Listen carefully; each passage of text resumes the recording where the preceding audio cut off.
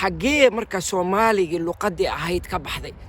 ولي ويدي حتى wax Soomaali idin dhiga ma jiraan aan dhahay meesha ma jiraan hadii Sweden oo kale waxaan haysanaa wiiga hal saac haysanaa af Soomaaliga ciyaalkeena lagu barayo mataqaana macallin Soomaali u imaanay waalid badan waxa ay geeyaan ilmahooda dibadda iyagoo kala cararaya dhaqanka diinta iyo waliba sidii ay ilmahaasi u luqadiisa hooyo u soo baran lahaa waalidiin fara badan ayaa aad uga qoomeeya marka ay geeyaan wadan kale oo aysan luqadiisa garanaynin ilmahaasi badanaaba dadka Soomaaliyeed waxay aad u degeen waqtiyadii ugu dambeeyay ama sanadii ugu dambeeyay ha ka yimaadeen Ingiriiska Mareykanka Scandinavianka iyo meelo badan iyo sidoo kale Jarmalka wadanka Kenya oo ay micin bideen in xagga tacliinta ay aad ugu fiican tahay laakiin qaarkood ayaa aad uga dayriya oo waxay sheegaan in ruuxaantii ilmahaasi luqadii af Soomaaligu ay gabi ahaanta halkaasi ay ka baxdo luqad kalena u barto sidoo kalena luqadda Ingiriiska kaliya lagu dhiganayo oo ilmaha wadankan Sweden ka tagay aysan u fiicnayn haddaba Cabdi Cali oo dhawaan isagu booqday wadanka Kenya ayaa waxa aan hordhigay aan weydiiyay bal hadda faraqa u dhaxeeya iyo faa'iidada ugu jirta waalidiinta Soomaaliyeed markii ay keeyeen ilmahooda wadanka Kenya waxaan uu ku jawaabay run ahaantii waa waalid kastaba joyskiisa iyo caruurtiisa sida meesha uu la tagayo runtii horta waa qofkaas asaa joyce kale laakiin waxaan ku soo arkay aniga caruurta Soomaaliyeed runtii waxa weeye caruurtii waxaan ku arkay waa luqada gooni ku wada hadlayaan qaar Englishka ku hadlayaan qaar waxay ku hadlayaan Tiiska ku hadlayaan Dooshka qaar waxay ku hadlayaan Svenska ku hadlayaan runtii waa kala duwan qaar Sawaaxili ku hadlayaan caruur badan oo isku timid way especially waxaan tagay meel ay horta Soomaalidu aad ugu badan tahay oo ay ku sameysteen xaafad ah runtii marka dareen yar horta run ahaantii waa isiiyay waa ku soo wareegay meesha kumaanan arkin meel football lagu ciyaarayo kumaana arkin ciyaalka waxaan arkay iyagoo banaanka taagan oo meel mataqaan dhagxaan badan ku ciyaarayaan runtii habeenada kamid ah ayaan waxaan aaday taraawiixda anoo socda marka waxaan arkay caruur yar oo mataqaana isdagaalayso reedaan TikTok iska duubayso mataqaana inta kalena u sabcinayso English lagu hadlayo runtii marka waxa igu soo dhalatay caruurta horta in la geysto meeshii la rabo horta aad u fiican tahay laakiin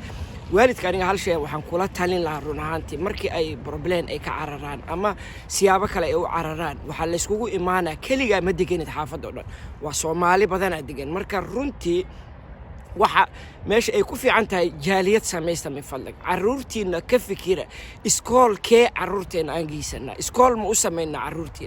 caruurteena ma u sameeysanaa meel ay ku ciyaaraan waxa ogaataa cunugan Europe laga keenay ama cunugan Mareykanka laga keenay cunugan lama haysto wili Afrika haddii Soomaaliyeed adoo baqdin ku keenta meesha timid ama si kala u timid caruurta laga fikiro run ahaantii mataqaana in loo sameeyo meel ay ku ciyaaraan in loo sameeyo plan loo sameeyo in school fiican la geeyo in laga fikiro caruurta in ay waalidku ayaga kaliya aysan iska fikirin markii caruurtu waa caruurtana aysan haddana mid kale run ahaantii waa ka fikir waxaan ka fikir waa wareystay dad meesha mataqaana oo degan oo aan dhahay mataqaana Soomaali mo iskoolka ku socda waxay ku leeyihiin ma iskoolka Sawaaxili ku socda ay ku leeyihiin marka waxa ogaataa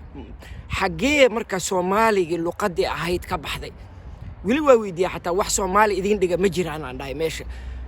ma jiraan hadii Sweden oo kale waxaan haysanaa wiiga hal saac haysanaa af Soomaaliga ciyaalkeena lagu barayo mataqaana macallin Soomaali u imaanay annagoo joogna meeshaas markaan weydiiyay ma haystaan marka taasna ka fikiray inaad privat u samaysataan maanta hadii ay isku tagtaan ka hadashaan ciyaalkiina future-kooda waxaan u maleynaa aniga inaa heer gaarisiin laakiinse hadda say ku socoto ciyaalka hadii xagga la geeyo oo faraha laga qaaday maxay sameyn doonaan waa maqalna islii waxa ka dhacay waa maqalna caruurta maanta mataqaana muqaadaraad waa maqalna caruurta isdilayso marka taas hadii laga fujignaado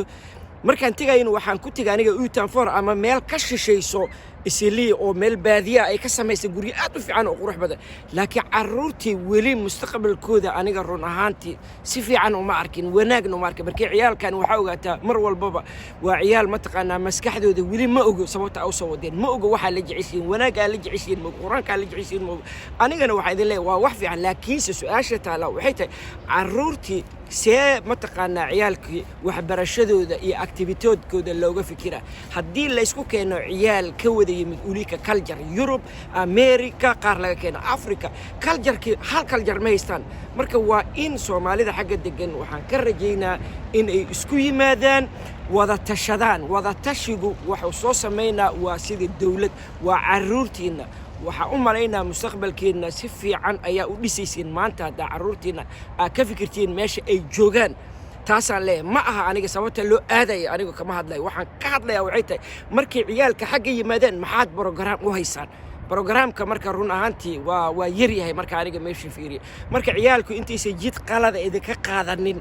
isliib way ka dhacday maanta ka fikira oo ciyaalkiina jaaliyad u samaysta iskuul fiican aad samaysan kartaan meelo footballka lagu ciyaaro ama kubadda cagta samaysan kartaan meelo biravaada samaysan kartaan meel Soomaaliya samaysan kartaan af Soomaaliga ku barisiin meel diintiina ku barisiin laakiin waxay u baahan tahay mas'uuliyad iyo qaadaya caruurtaas maanta wax loogu sameeyay waxa qaadaya dadkii geeya meesha waana waalidkii idinka marka waxaan idinkoo xumaan ay arkaynin ilaahay waxaan ka barqayaa inaad ka fikirtaan jaaliyad aad samaysataan caruurtaasna ka fikirsiin waa mahadsantiin